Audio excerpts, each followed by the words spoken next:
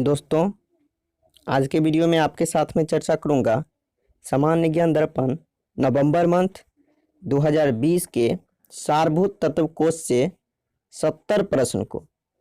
और एक चीज़ बता दूं, ये आपका सामान्य ज्ञान दर्पण का पार्ट 5 हो जाएगा।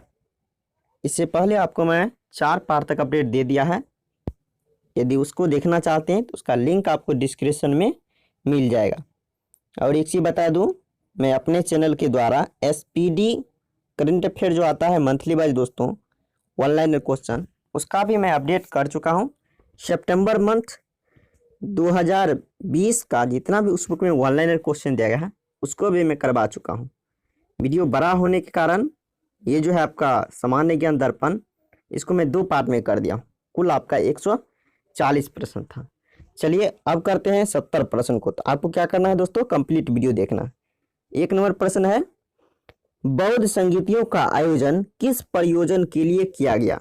इसका जवाब है आपका बुद्ध की शिक्षाओं के समाकलन तथा विवादों के निपटारे के लिए। अगला प्रश्न, किसने अकबर के पूर्व तानसेन का संरक्षण दिया था? इसका जवाब क्या होगा? रीवा के भाटा क्षेत्र के राजा रामचंद्र सिंह ने। रीवा के भाटा क्षेत्र के राजा रामचंद्र सिंह ने यानी तानसेन का संरक्षण दिया था अकबर से पूर्व। अब देखिए दोस्तों, इससे एक बहुत ही इंपॉर्टेंट प्रश्न बनता है, यानी तानसेन का मकबरा कहाँ है?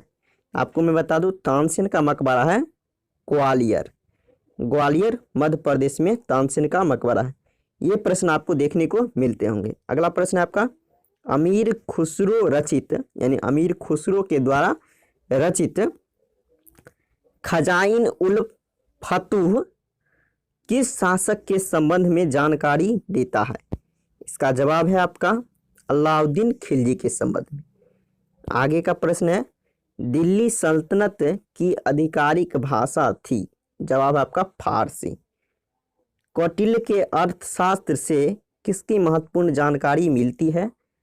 इसका जवाब है आपका मौर्य की प्रशासनिक व्यवस्था की। अब देखिए, कौटिल्य का और नाम है चाणक्य, विष्णुगुप्त, याद रखिएगा दोस्तों। अब ये किसका गुरु था? तो ये गुरु था आपको चंद्रगुप्त मौर्य का। चाणक्य जो था विष्णुगुप्त, कौटिल्य इसका अन्य नाम था, और ये था चंद्रगुप्त मौर्य का गुरु था। अगला प्रश्न देखिए, रत्नावली, प्रियदर्शिका और नागनंद नामक 3 प्रसिद्ध नाटकों की रचना किसने की?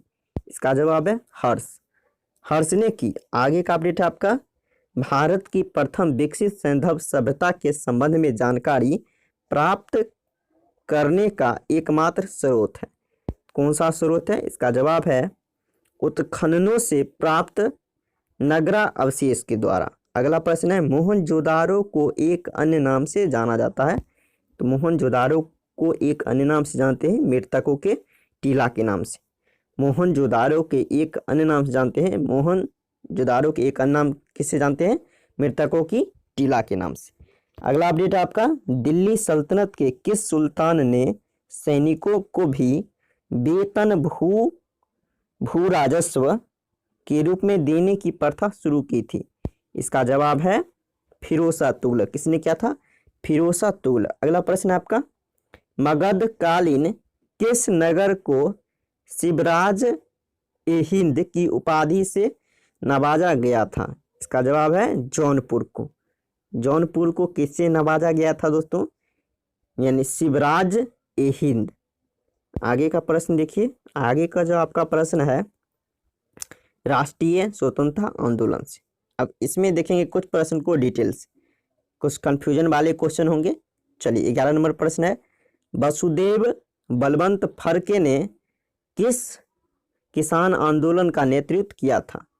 इसका जवाब है आपका रामौसी किसान आंदोलन। जवाब क्या है दोस्तों? रामौसी किसान आंदोलन का नेतृत्व किया था वसुदेव बलवंत फड़के ने। अगला देखिए, यंग बंगाल आंदोलन की पहल मुख्य रूप से किसने की थी? इसका जवाब है आपको Henry Vivian Henry Vivian Derozio. अब देखिए दोस्तों, यंग बंगाल आंदोलन कब हुआ था? ये आपको महत्वपूर्ण क्वेश्चन बनता है। ये हुआ था 1826 में, ये नोट कर लीजिएगा। आगे का प्रश्न आपका, दयानंद सरस्वती के गुरु कौन थे? इसका जवाब है आपका स्वामी बिरजानंद, यानी दयानंद सरस्वती के गुरु का नाम था स्वामी बिरजानंद। आगे का अपडेट है आपका, दिया गया है मुस्लिम समाज में सुधार लाने एवं उसमें व्याप्त कुरीतियों को दूर करने के लिए अहमदिया आंदोलन किस स्थान पर शुरू किया गया था? यानी अहमदिया आंदोलन शुरू किया गया था। इसका जवाब है आपको गुरुदासपुर, गुरुदासपुर पंजाब के कठिया, क्या दोस्तों, काठिया नामक स्थान पर। आगे का अपडेट है आपका, अंग्रेजों को किस संधि के बाद सालसेट तथा भरोच का राजस्व वसूलने का अधिकार प्राप्त हो गया? इसका जवाब है पुरंदर की संधि। अब आपको मैं इसके बारे में डिटेल से बताता हूं दोस्तों, यानी पुरंदर की संधि के बारे में आपको मैं बता दूं। देखिए, चलिए यहाँ नोट करते हैं। पुरंदर की संधि, देखिए दोस्तों, कन्फ्यूजन का प्रश्न है, 1665 में भी हुआ, ये आप लगाएंगे। लेकिन ये जो संधि हुआ था शिवाजी, याद रखिए दोस्तों, शिवाजी और जयसिंह के बीच हुआ था। पुरंदर की संधि शिवाजी और जयसिंह के बीच हुआ। अब देखिए, एक और पुरंदर की संधि हुआ था, वो हुआ था यानी अंग्रेज, यानी कंपनी, ईस्ट इंडिया कंपनी और रघुनाथ राव के समर्थन में, यानी रघुनाथ राव के समर्थन को वापस लिया गया था। वो कब हुआ था? तो वो हुआ था आपको 1776 ईस्वी में। दोनों पुरंदर का संधि हुआ, लेकिन ये आपका आंसर होगा 1776 वाला, ये नहीं होगा पुरंदर का संधि। यानी ये भी हुआ था, लेकिन इस क्वेश्चन के अनुसार ये आपका 1776 वाला पुरंदर का संधि आंसर होगा। चलिए, अब अगला अपडेट आपका है, अपडेट है 16 नंबर, असहयोग आंदोलन के कार्यक्रम का अनुमोदन कांग्रेस के किस अधिवेशन में किया गया? इसका जवाब है नागपुर अधिवेशन 1920। जवाब क्या है? नागपुर अधिवेशन 1920। रोलेट सत्याग्रह सभा की स्थापना किस वर्ष की गई? इसका जवाब है 1919 में। अब दोस्तों, रोलेट एक्ट जो हुआ था, इसके बारे में, उसको कहा जाता है रोलेट एक्ट, यानी उसको एक और नाम से जाना जाता है, यानी बिना आप पे किसी तरह का वारंट दिए हुए आपको 1919 में जो हुआ था रोलेट एक्ट, उसके अंतर्गत आपको हिरासत में लिया जा सकता है बिना कोई सूचना दिए हुए, यानी उसको रोलेट एक्ट के तहत आप गिरफ्तार कर लिया जाता था। आगे का अपडेट है, मॉन्टेग्यू चेम्सफोर्ड सुधार का मुख्य कार्य किया था? इसका जवाब है आपको मॉन्टेग्यू चेम्सफोर्ड सुधार जो हुआ था, इसका कार्य क्या था? द्वैध शासन प्रणाली को लागू करना।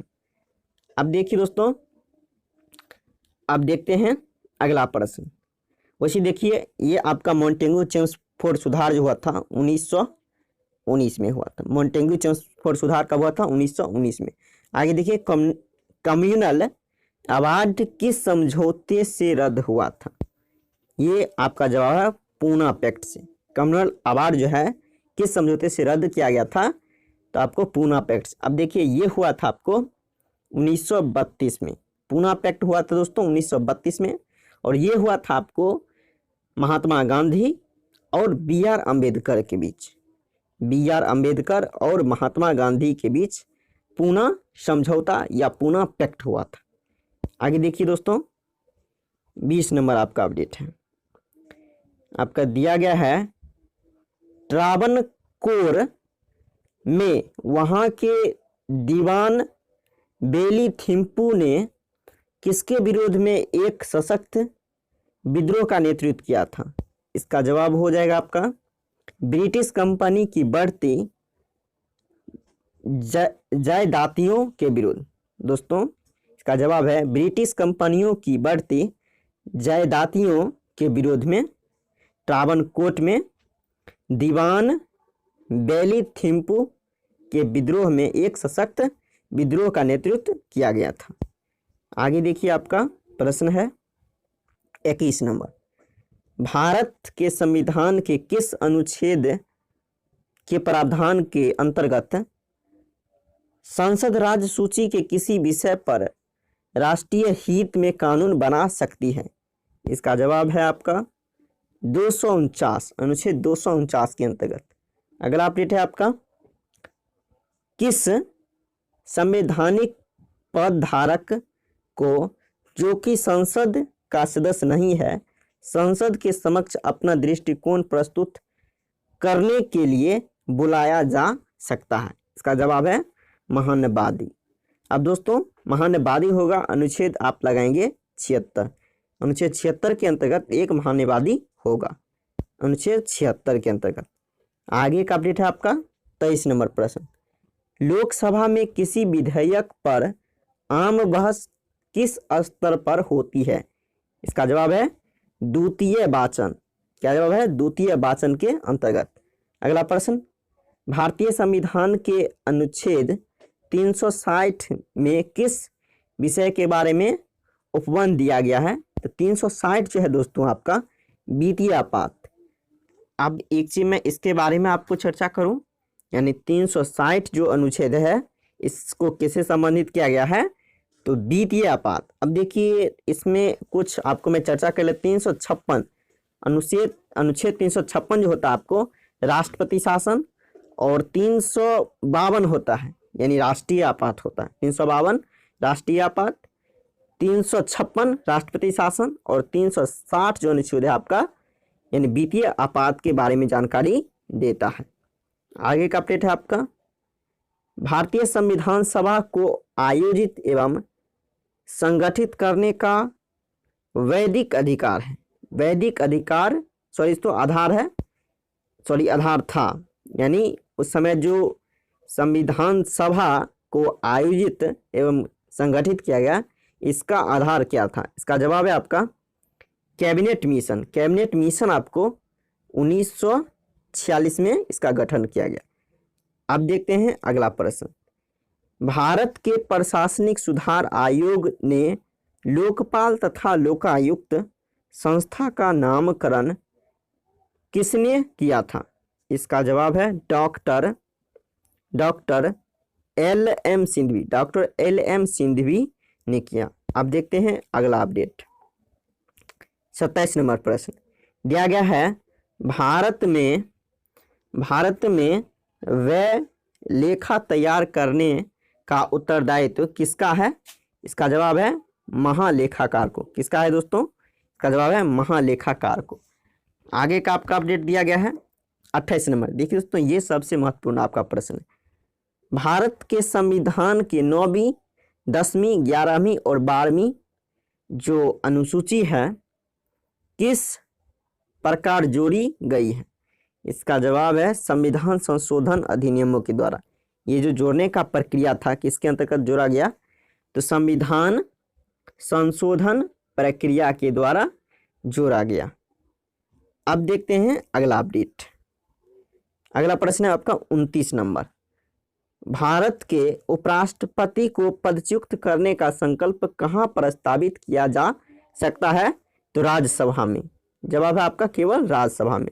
अगला प्रश्न, किस संविधान संशोधन अधिनियम द्वारा संविधान में 9वीं अनुसूची परिवर्धित हुई? इसका जवाब है प्रथम संविधान संशोधन 1951। प्रथम संविधान संशोधन 1951 अधिनियम के द्वारा। अब देखते हैं अगला प्रश्न। अगला जो आपका प्रश्न होगा, भारत एवं विश्व का भूगोल से दिया गया आपका प्रायद्वीपीय पठार को 2 भागों तेलंगाना पठार तथा कर्नाटक का पठार के रूप में विभाजित करने वाली नदी है गोदावरी।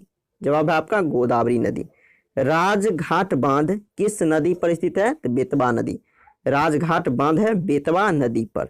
अगला है, भारत के उत्तर पश्चिमी मैदान में पश्चिमी विक्षोभ से जाड़े में होने वाली वर्षा की मात्रा क्रमशः कम हो जाती है, कम होती जाती है। इसका जवाब है पश्चिम से पूरब की ओर। जब पश्चिम से पूरब की ओर मैदानी विक्षोभ जो होगा तो जारी के समय में तो क्या हो जाएगा, यानी वर्षा की मात्रा कम होती जाएगी। अगला देखिए, ये आपका बहुत ही इंपॉर्टेंट क्वेश्चन है। 34 नंबर, कोटोपैक्सी पर्वत किस देश में है? इक्वेडोर। ये आप नोट कर लीजिएगा, इक्वेडोर में है कोटोपैक्सी पर्वत। आगे का अपडेट है आपका 35 नंबर प्रश्न, मेक्सिको स्थित चिहुआ क्षेत्र किस खनिज के लिए जाना जाता है? चांदी के लिए। अगला है, बेल्जियम का एंटवर्प नगर किस व्यापार के लिए विश्व प्रसिद्ध है? इसका जवाब है हीरे के व्यापार के लिए। एंटवर्प शहर जो है हीरे के व्यापार के लिए बहुत ही प्रसिद्ध है। आगे का अपडेट है आपका, दिया गया है ग्लेशियर के पिघलने, वाष्पीकरण और हिमस्खलन के कारण बर्फ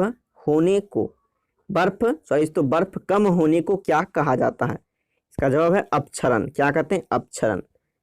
आगे का अपडेट है, एक्टिनोमीटर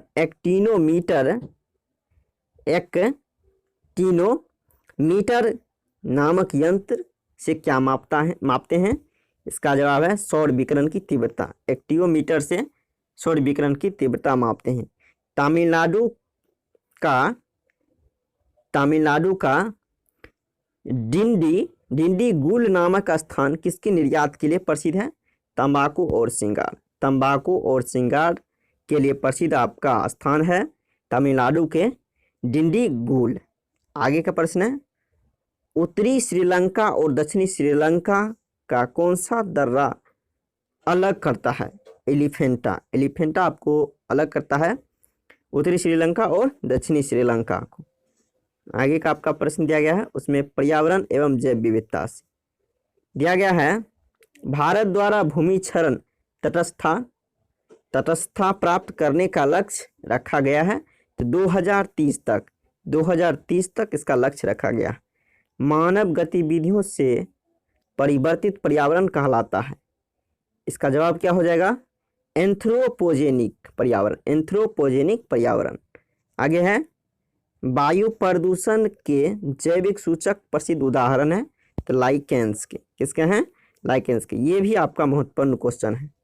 गैस जो धान के खेत से उत्सर्जित होती है तथा भूमि के तापमान में वृद्धि करती है, वह कौन सा गैस है? यानी धान के खेत में कौन सा गैस आपको पाया जाता है? तो मीथेन गैस।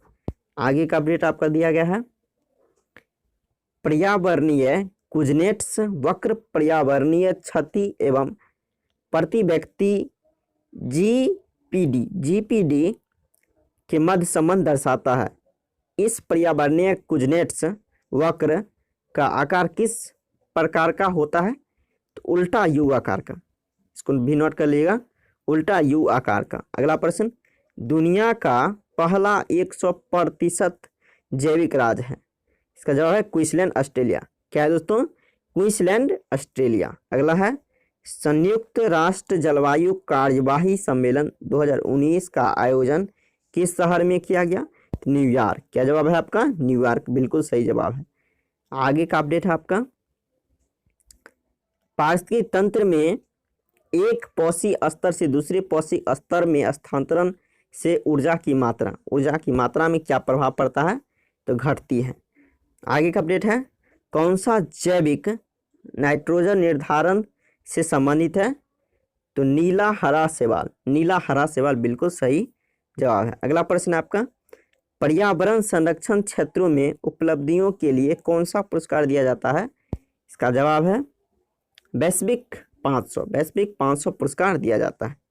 अब देखते हैं आपका भारतीय अर्थव्यवस्था से प्रश्न को। तो दोस्तों ये सब प्रश्न बहुत ही इंपॉर्टेंट है। चलिए करते हैं 51 नंबर प्रश्न, वाणिज्यिक फसलों के लिए मूल्य समर्थन संचालन को लागू करने के लिए केंद्रीय नोडल एजेंसी है। इसका जवाब क्या होगा? इसका जवाब है आपका नेफेड, राष्ट्रीय कृषि सहकारी विपणन संघ लिमिटेड। आगे है, मनी लॉन्ड्रिंग एक्ट का उद्देश्य क्या है?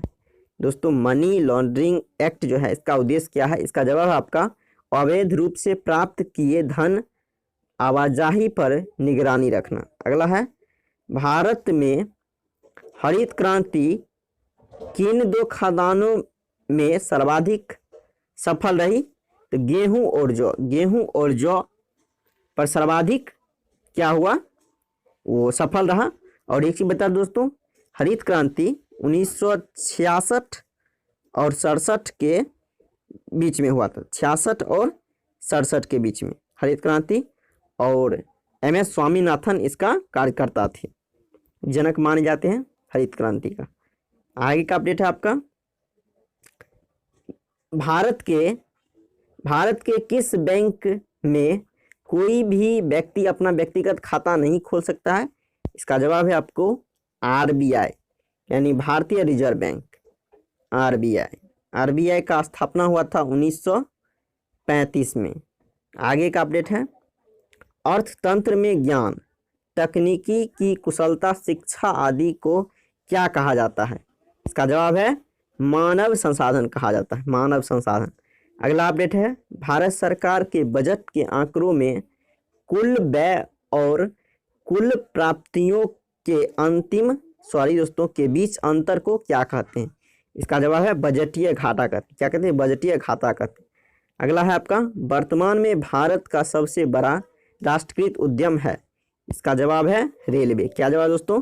भारतीय रेलवे जो है सरकार का सबसे बड़ा राष्ट्रीयकृत उद्यम है। अगला अपडेट है आपका, भारतीय बजट को किन किन भागों में विभाजित किया जाता है? इसका जवाब है राजस्व बजट तथा पूंजी बजट भागों में बांटा गया। अगला प्रश्न है, यूरोपीय यूनियन की सर्वनिष्ठ करेंसी क्या है? इसका जवाब है यूरो। जवाब क्या होगा आपका? यूरो। अगला है अपडेट, समाचार पत्रों में अक्सर आने वाले पद IPO का अर्थ है? इसका जवाब है इनिशियल पब्लिक ऑफर। IPO का अर्थ होता है, IPO का अर्थ क्या होता है? Initial public offer. आगे का जो प्रश्न है आपका, सामान्य विज्ञान तथा तकनीकी से 61 नंबर प्रश्न है आपका, न्यूटन का गति प्रथम नियम किस अन्य नाम से जाना जाता है? इसका जवाब है आपका जड़त्व के नियम के नाम से। अब दोस्तों, न्यूटन ने एक पुस्तक को प्रकाशित किया था, तो इसको प्रकाशित किया था 1687 ईस्वी में। कौन सा पुस्तक प्रकाशित किया था? तो प्रिंसिपिया नामक पुस्तक को प्रकाशित किया था न्यूटन ने 1687 ईस्वी में। इसको नोट कर लीजिएगा। अगला है, बेलाडोना नामक औषधि एट्रोपा बेलाडोना नामक पौधे के किस भाग से प्राप्त होती है? जड़ तथा पत्तियों से। अगला है, प्याज का केंद्र कहाँ होता है? इसका जवाब है हाइपोथैलेमस। आगे का प्रश्न आपका, कच्ची चीनी को रंग विहीन करने हेतु जिस चारकोल का प्रयोग किया जाता है वह है? इसका जवाब है एनिमल चारकोल। जवाब क्या दोस्तों? एनिमल चारकोल इसका उदाहरण है। सॉरी दोस्तों, अगला प्रश्न देखिए, यानी चारकोल का प्रयोग किया जाता है, ये कहने का अर्थ। आगे का आपका प्रश्न है, अग्नि शमन यंत्रों में भरा सोडियम बाइकार्बोनेट घोल किससे क्रिया करके कार्बन डाइऑक्साइड बनाती है? इसका जवाब है गंधक के अम्ल के साथ। आगे का प्रश्न है, यदि 2 चुंबकीय ध्रुवों के बीच शक्ति और दूरी दोगुनी हो जाए तो उनके बीच लगने वाला बल होगा, उसके बीच बल लगेगा 4 गुना, उसको बढ़ जाएगा। अगला प्रश्न है आपका, भारत के प्रथम अंतरिक्ष यात्री राकेश शर्मा 3 अप्रैल 1984 को किस अंतरिक्ष यान से गए? इसका जवाब है, क्या जवाब है दोस्तों? ये बहुत ही आपका महत्वपूर्ण प्रश्न है, सोयूज T11 के द्वारा। आगे का प्रश्न है, मानव शरीर में कौन सी ग्रंथि अंतःस्रावी एवं बाह्य स्रावी दोनों ही प्रकार की ग्रंथि है? तो अग्नाशय आपका अंतःस्रावी ग्रंथि और बाह्य स्रावी ग्रंथि दोनों प्रकार का है। आगे का अपडेट दिया गया आपका, जैव ऑक्सीकरण के फलस्वरूप उत्पन्न होने वाली ऊर्जा का संचय कहाँ होता है? तो एटीपी अणुओं में, एटीपी अणुओं में होता है। आगे का अपडेट है आपका, प्रकाश के ध्रुवीकरण प्रभाव को पता लगाने वाले वैज्ञानिक यानी भारतीय वैज्ञानिक का नाम है। इसका जवाब है आपका चंद्रशेखर वेंकट रमन, चंद्रशेखर वेंकट रमन यानी सीवी रमन। अब दोस्तों इनको नोबेल मिला 1930 में, और किसके लिए मिला इनको? तो प्रकाश के परिकीर्णन के खोज के लिए, प्रकाश के परिकीर्णन के खोज के लिए सीवी रमन को 1930 में इनको नोबेल प्राइज दिया गया। दोस्तों आज के लिए इतना ही, फिर मेरे नेक्स्ट वीडियो, तब तक के लिए जय हिंद।